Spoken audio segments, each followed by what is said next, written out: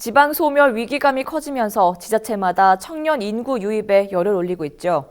그중 소멸 위험이 가장 큰 지역에 속하는 경북 의성군은 이웃사촌 시범마을 사업을 통해 전입 청년의 정착을 돕고 있는데요. 지난해 처음 사업을 시작한 후로 점점 더 많은 청년들의 관심을 모으고 있다는 소식입니다.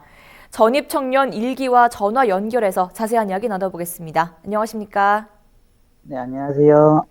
네, 먼저 자기소개 간단하게 해주시죠.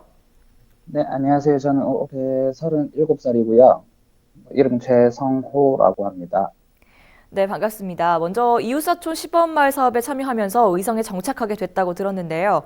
우선 이웃사촌 시범마을 사업은 어떤 사업이고 또 접하게 된 계기는 무엇인지 말씀해 주시죠. 네, 우선 이웃사촌 시범마을은요, 의성군 안개면 일대의 도시에 버금가는 일자리와 주거, 문화, 복지가 복합된 마을을 조성해서 지방 소멸을 극복하기 위해서 마련한 국가 사업이고요.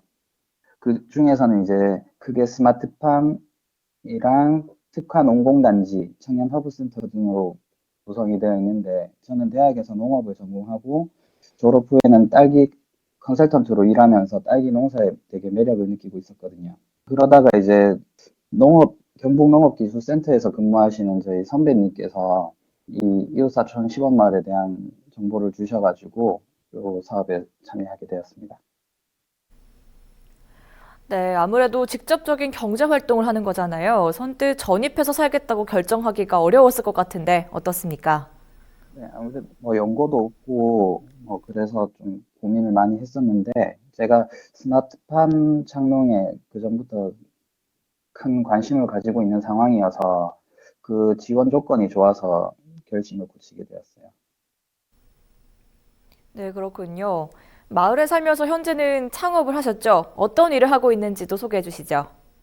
뭐 창업이라고 하기도 하고 이제 저희는 이제 창농이라고 하거든요. 600평 정도 딸기 스마트팜을 농장을 창농을 했어요.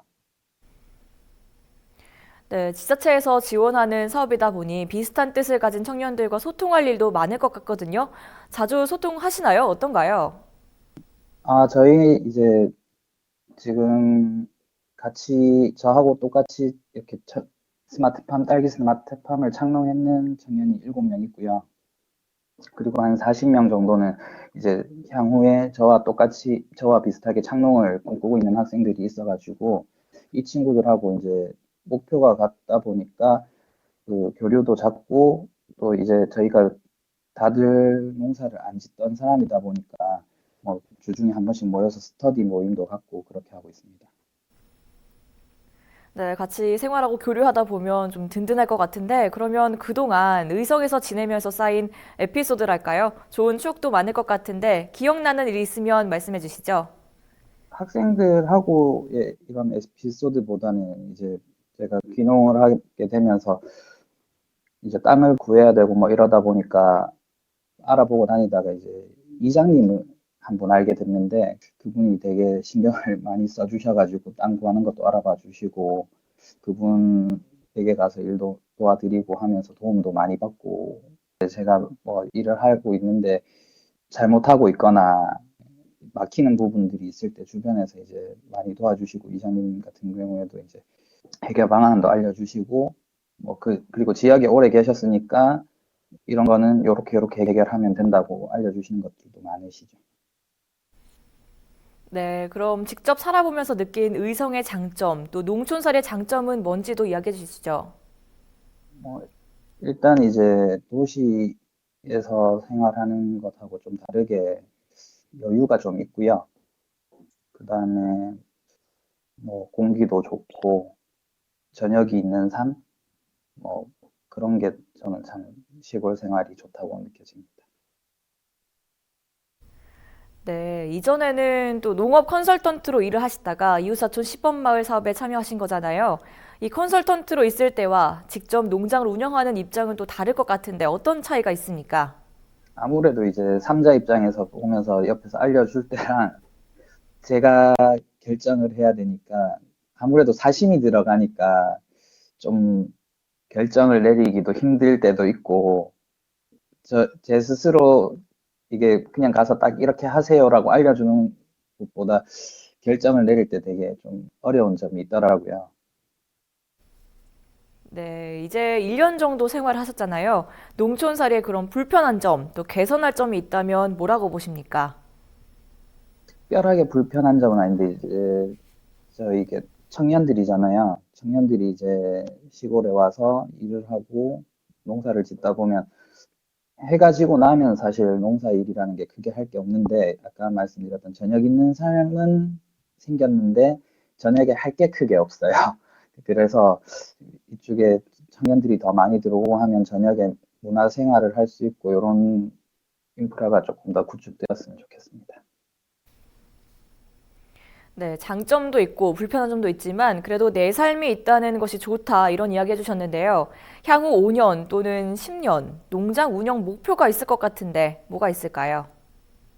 저는 지금 딸기 농장을 하고 있는데 지금 한 600평 정도밖에 안 되는데 이게 딸기라는 작물 자체가 좀 고강도의 노동을 필요로 하는 농작업이 아니거든요. 그래서 이제 규모를 좀 한 2,000평이나 3,000평 정도로 늘려서 여기 어른들도 이제 노동 강도가 강하지 않다 보니까 어른들도 일을 하실 수 있거든요. 그래서 이제 지역 일자리 창출에도 좀 도움이 됐으면 하는 생각을 하고 있습니다.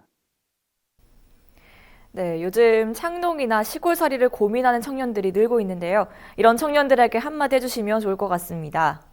네, 저희 친구들이나 저희 또래 뭐 청년들을 보면 지금 도시 생활에서 좀 배의를 느끼는 친구들도 있고 시골 생활에 대해서 호의적인 친구들이 많기 때문에 이런 인프라나 뭐 이런 지원 사업들이 잘 된다면 충분히 많은 청년들이 시골로 돌아올 수 있다고 생각해요. 시골에서 산다는 거는 도시하고 좀 다르게 이제 주변의 어르신들, 지역 주민들과 잘 조화를 이루고 내가 조금 손해를 보더라도 지역에 뭐 옆집에 도움을 줄 수도 있고 뭐 이런 마음가짐으로 좀 들어오시면 내가 좀 손해 본다는 생각을 하시면서 하시면 크게 무리 없이 시골 생활에 적응할 수 있지 않을까 싶습니다. 네, 그러면 마지막으로 농촌 일자리가 부족하다는 의견에 대해서는 어떻게 생각하시는지 덧붙여 이야기해 주시죠. 시골에는 돈 벌 거는 상당히 많은 걸로 알고 있어요. 근데 그게 이제 요즘 젊은 사람들이 별로 하고 싶지 않아 하는 몸을 쓰고 뭐 이런 육체적인 노동을 하는 일이라서 청년들이 한다고 저는 생각이 되고요. 시골에 지금 뭐 일손이 없어서 문제지 뭐 일자리가 없어서 문제는 아니거든요. 그래서 시골에 와서 본인이 조금만 노력한다면 충분히 그 소득을 만들어서 생활을 하는 데는 큰 문제가 없을 걸로 보입니다. 네, 앞으로 계속해서 목표를 위해 나아가는 모습 응원하도록 하겠습니다. 오늘 이야기 잘 들었습니다. 고맙습니다. 네, 감사합니다. 네, 취업 시장에 지친 청년들이 점차 창업에 눈길을 돌리고 있는데요. 최근에는 농업 역시 창업이라는 인식이 자리 잡아가고 있습니다. 앞으로도 농업에 대한 편견을 깨고 청년들이 창농에 많은 관심을 기울이길 바라고요. 아울러 이웃사촌 시범말 청년들의 번창을 응원하겠습니다.